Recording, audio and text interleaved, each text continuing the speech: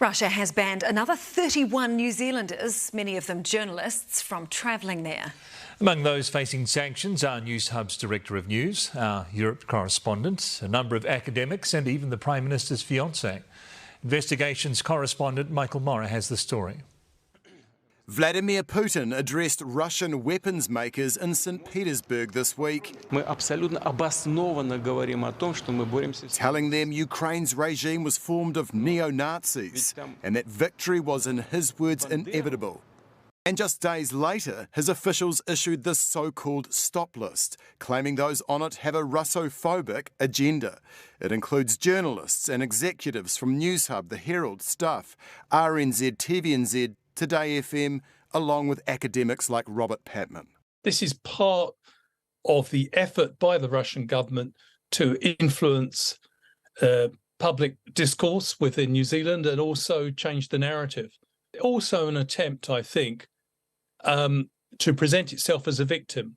Newshub's Europe correspondent Lisette Raymer and the company's Director of News Sarah Bristow are also on the list. Newshub's been hit pretty hard by the sanctions, but we stand by our coverage of the war in Ukraine. It has been fair, it's been responsible. Will the sanctions in any way change the way we cover the war?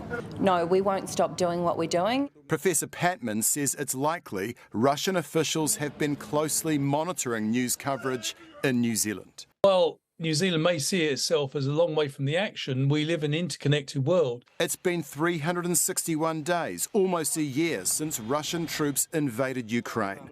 Belarus and Russia conducted helicopter drills this week. Sweden readied artillery units destined for Ukraine.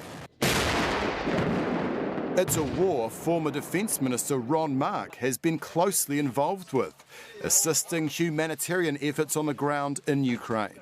He's also been blacklisted by Putin. It doesn't bother me in the slightest. In fact, I take it as a badge of honour to be targeted by Mr. Putin. And he also feels targeted by the Russian ambassador in Wellington. And I would have thought he had better things to be doing, like trying to explain to New Zealanders why he thinks it's justifiable to be bombing and shelling civilians and sleep at night in their beds. It's not the first time Kiwis have been added to Russia's banned list. Prime Minister Jacinda Ardern was sanctioned last April. And as the war wages on, this list may not be the last. Michael Morra, Newshub.